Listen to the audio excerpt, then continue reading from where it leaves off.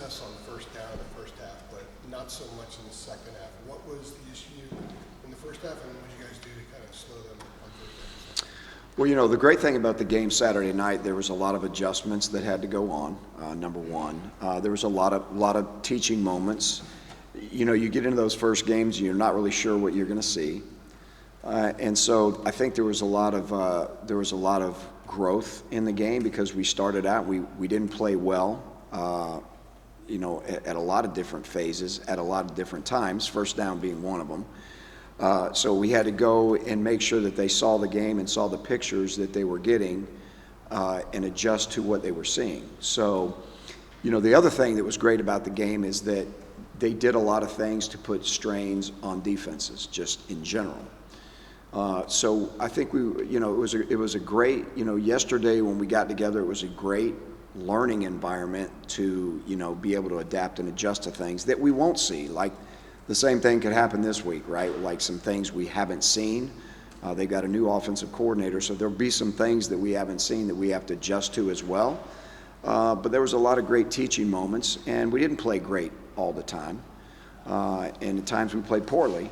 But I feel like in the end we were able to kind of adapt and adjust and get our feet back on the ground. What would you like to see about the secondary, the change in the secondary? They gave some, like you said, some significant passing yards. Yeah, they did. What changes can you make? What would you like to make? Well, it's not really changes. It's more communication, identifying situations that, you know, going to put us possibly in, you know, that would possibly strain those type of coverages.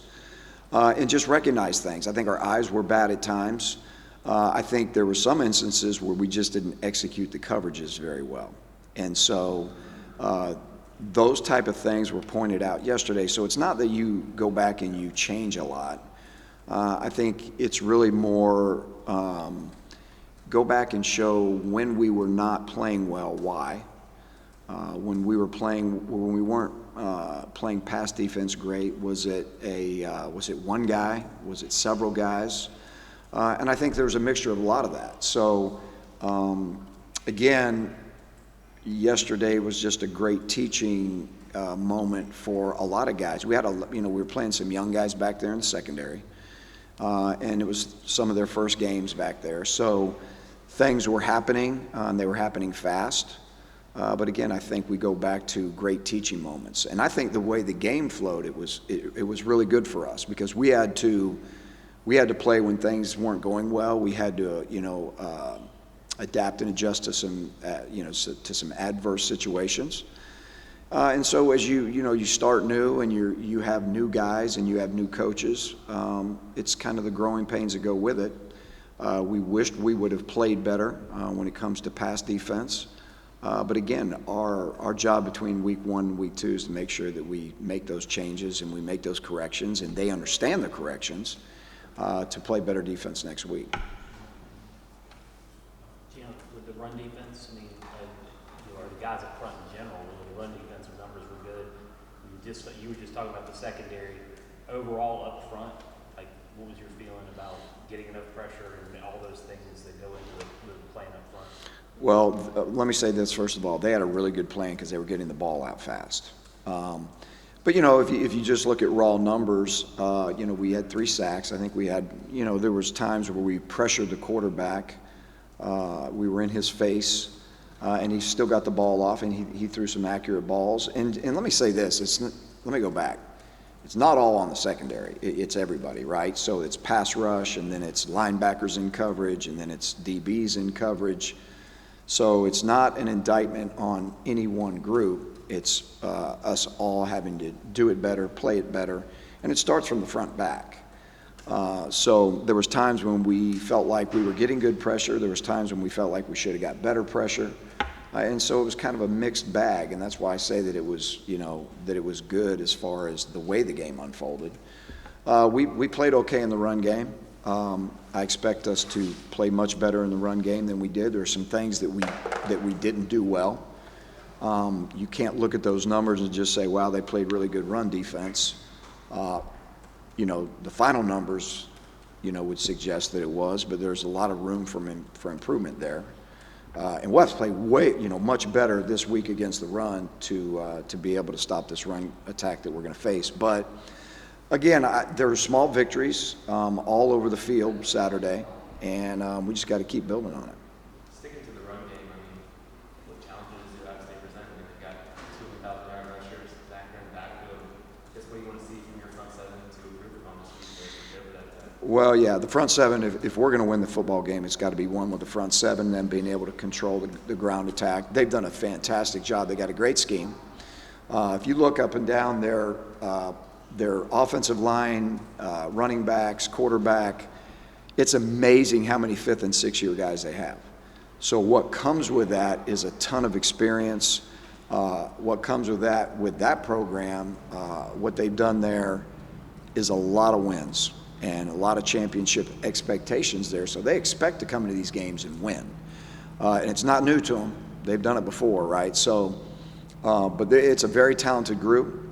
They have great, tough downhill running backs. The quarterback's really, really efficient. But more than anything, from tackle to tackle and then going back to the backfield, just a ton of experience. When you have that many guys that have played 5 and in some cases 6 years, that's a huge advantage, for your team. So, but we got to go in there and we got to be able to play stout on the front. We got to be able to get off blocks. We got to be able to strike blocks. And we got to be able to run fit. And against this crew right now, a lot of people struggle doing that. So that'll be our challenge. Gene, maybe along those lines, and I don't want this to sound ridiculous at all, but, Carolina played Chase Bryce at Clemson and at Duke. And the Duke game, they got after pretty good on defense. It was 2 years ago, though. Like, is that tape from 2 years ago and all the age study of just what kind of quarterback he is? Would you even pull that up to look at that, or is that just too far in the past? I have not pulled that up. I will pull that up to look at it just to see his skill set. But let me tell you, quarterbacks change based on scheme. I mean, look at the guy last week. He went to Vanderbilt and did nothing because I don't know why, right? But, I mean, no one really knew anything about him. I thought the guy last week was a really efficient, accurate, sat in the pocket and threw the ball well quarterback. So, and I think the scheme helped with that, right? So this quarterback has gone to a new program. They've gone to a program that wins, and the scheme allows them to run the football and take the pressure off the quarterback.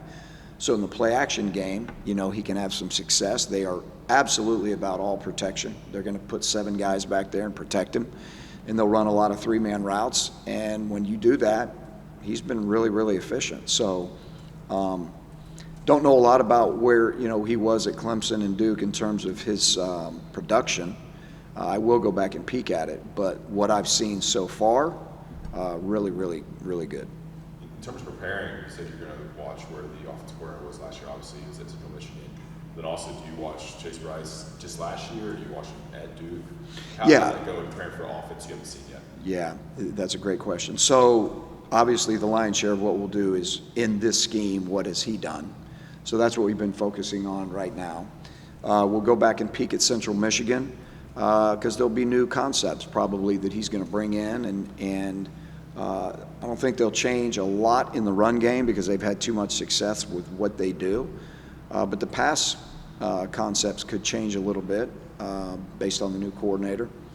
And so I think it'll be a little bit of a mixed bag, but we'll go back and look at what he did at Duke, peek at that, because I want to see what kind of, deep ball thrower he is, what kind of, intermediate ball thrower he is. What is he like if there's pressure on him? What is he like if there's not pressure on him? So those are the things that you look for. You don't really look for anything schematically. You look for when this happens, is he efficient?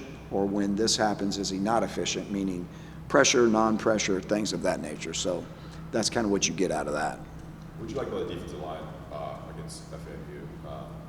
There's a lot of hype in that group. I feel like entering the season, definitely rolled out a good amount of players.